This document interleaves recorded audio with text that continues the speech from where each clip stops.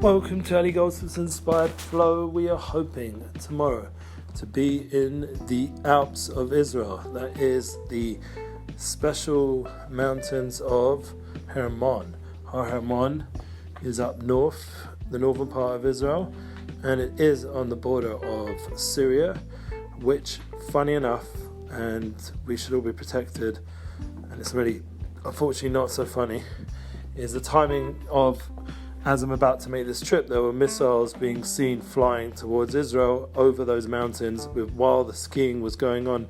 Someone videoed it on that mountain I will be at, hopefully tomorrow, and missiles intercepting from the Iron Dome the Syrian entourage in the sky. So they were blowing up and no one was hurt, but they were flying missiles into that sky zone as you're skiing down the mountain. And skiing for me is something I love to do. I did it for many years back in the day, and when I lived in London, I used to travel to Switzerland, to France, the Alps, and then we also ended up in America skiing there, and it was amazing. I did snowboarding as well, and it's been almost 20 years, honestly, since I last did it. So I definitely miss the experience, the feeling of the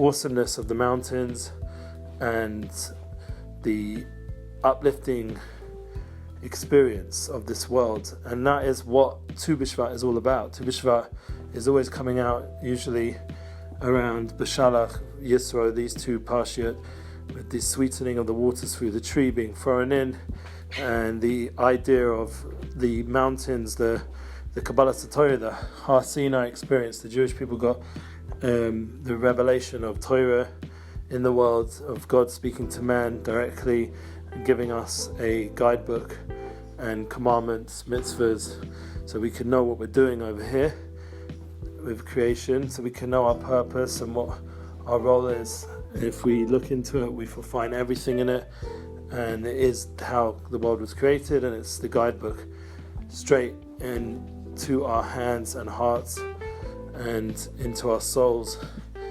And that's something which is revealed nowadays with all the different people finding their way back. I was just listening to an interview from a singer, Yosef Daniel, a friend of mine, and he's getting a bit more out there now with his music, and even put him on a few times back in the day. And he's an example of someone like Yisro, came from afar, heard the light and inspiration of the Torah, and was able to transform his life. And that's something when I remember when I was skiing and snowboarding, or by those beach sides and looking at the sunrise, sunset, the whole experience, and the Floas Habora, the wonders of creation, that brought out that inspired flow. And then there's the fruits. So we're blessing the fruits today. And the concept of fruits, we see a connection with Shavuot, which was the day where the Torah was given. It's a day of fruitfulness. The whole point of learning is to be able to do. And a friend said to me something deep today. He's an amazing photographer, and hopefully people will be skiing with their friends of him as well. He said this concept that when you think, it's more personal. When you speak, now you're speaking to someone else. To be understood, you have to share somewhat what you're trying to say in a way that's understood by the other person. Like we learned from Stephen Covey, you have to first seek to listen to understand before being understood. And then when you actually do a ma'aseh, you synergize, then you actually become one with that other person, because it's beyond yourself. You're giving to that person beyond yourself. It's no longer to do with your inner world, it's to do with someone else's world. And that's the action aspect. So a person has to realize of everything, the fruits of your deeds. This is what the point of the whole machshava mistaf lamaisa, the whole concept of thoughts are attached to deeds, and the sof ma'asa machshava tchila, it all came out with an original thought, an intention of something very deep and spiritual in this world, a deep flow that exists within everything.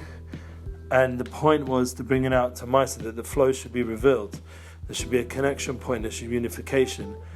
And that can happen in everything you're doing, like when you go skiing, or you go to the beach, or you eat fruit.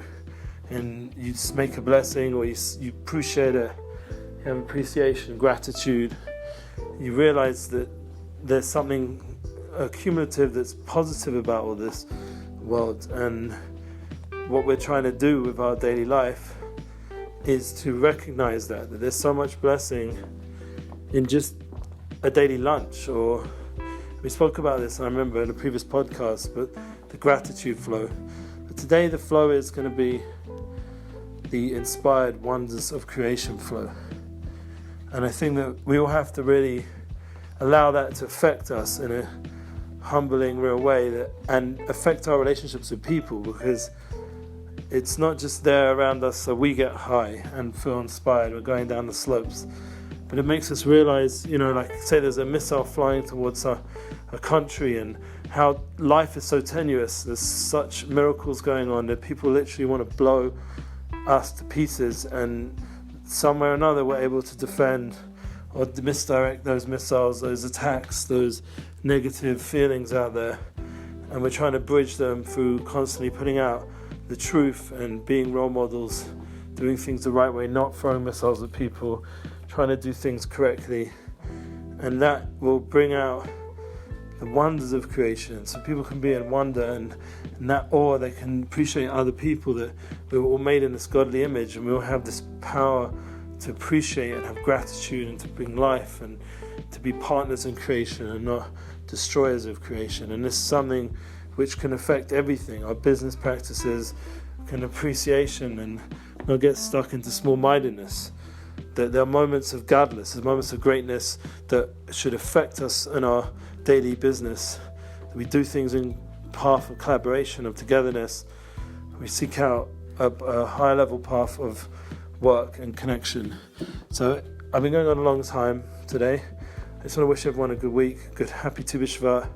I prayed for my Esrog, a good heart. That's what it's representative of.